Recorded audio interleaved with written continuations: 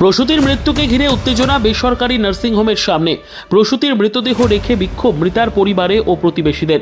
নার্সিংহোমের গ্রিলে ধাক্কাধাক্কি মৃতার পরিবারের। সোমবার এই ঘটনায় ব্যাপক চাঞ্চল্য ছড়ালো মালদার চাঁচল সুপার স্পেশালিটি হাসপাতালের সামনে লাগোয়া নার্সিংহোমে। তুমুল বিক্ষোভ মৃতার পরিবারের। সেখানে চিকিৎসকের খোঁজ চান আত্মীয়রা। পরে ওই চিকিৎসকদের চেম্বারে ঢুকে থাকেন। তালাবন্দি গ্রিলে ধাক্কাধাক্কি করতে থাকেন। 1 ঘন্টা ধরে তীব্র উত্তেজনা পরিস্থিতি ওই নার্সিংহোম চত্বরে। ঘটনাস্থলে চাঁচল থানার পুলিশ ও র্যাব মোতায়েন রয়েছে। পুলিশকে বেগ পেতে হয় ধুন্ধুমারে। জানা যায় মৃতার নাম দীপিকা দাস, বয়স 23, বাড়ি চাঁচল থানার কলিগ্রাম দক্ষিণ পাড়ায়। সেই নার্সিংহোমে সিজারের মাধ্যমে যমজ কন্যা সন্তানের জন্ম দেন দীপিকা দেবী। শারীরিক অবস্থার অবনতি হলে কলকাতা পিজি হাসপাতালে নিয়ে যাওয়া হয়। সেখানে রবিবার রাতে মৃত্যু হয়। পরিবারের দাবি, কলকাতার চিকিৎসক বলছেন চিকিৎসায় খামতি থাকায় এই পরিণতি। কলকাতা থেকে দেহ নিয়ে এসে নার্সিংহোমের বাইরে দেহ রেখে বিক্ষোভে ফেটে পড়ে। দুই সদ্যজাতকে নিয়ে অনবরত উত্তেজনা চলে। চিকিৎসক একটি ঘরের ভিতর থেকে গ্রিলে তালা থাকায় ঢোকা সম্ভব হয়নি। তার কোনো প্রতিক্রিয়া নেওয়া সম্ভব হয়নি। ঘটনাটা হয়েছে এখান থেকে আমরা যখন দিন পৌনে একটা নাগাদ তখন সিজার হয়, বুঝলেন। সিজারের সময় আমার মেয়ে সম্পূর্ণ সুস্থ, সিজার করে দিল, তবুও সুস্থ।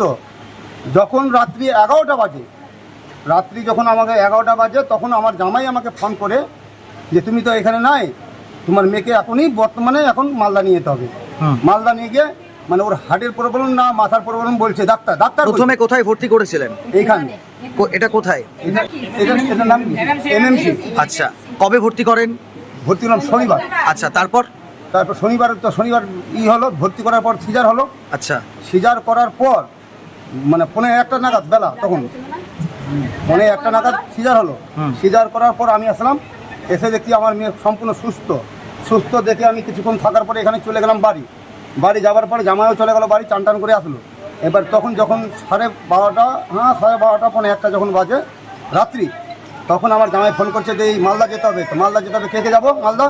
বলছে সাথে ডাক্তার যাবে, আর আমার শাশুড়ি যাবে, আমি যাব, আর আপনি যাবেন। মালদা কেন পাঠানো হলো? সেই ডাক্তারই বলবে। পেশেন্ট কি সিরিয়াস ছিল? হ্যাঁ, পেশেন্ট সিরিয়াস ছিল। তাহলে এখানে কি পরিষেবা ছিল না? পরিষেবা ছিল না। আচ্ছা, তারপর মালদায় পাঠালেন? মালদায় পাঠিয়ে গিয়ে এমএমসিতে পাঠালো। এমএমসিতে পাঠাই, মানে ওখানে আমাদের পেশেন্টকে মানে করতে পারছে না, মানে চিকিৎসা করার উপযুক্ত নাই ওখানে জিনিস।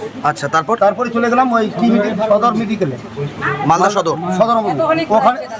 তারপর সদর মেডিকেলে যাওয়ার পর ওরাও বলছে যে দেখেন আপনার যা পেশেন্টের দরকার সেই মেশিন আমাদের কাছে নাই, হয় আপনারা কলকাতায় নিয়েন, নাই দুর্গাপুরে নিয়েন।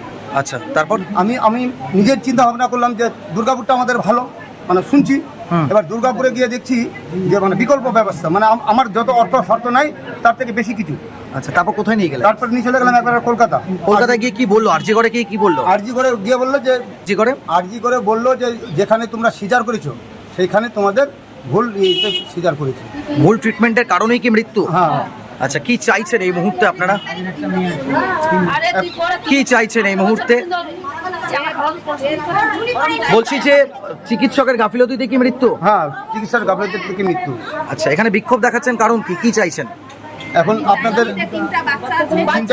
তিনটা বাচ্চা আছে, 3টা বাচ্চার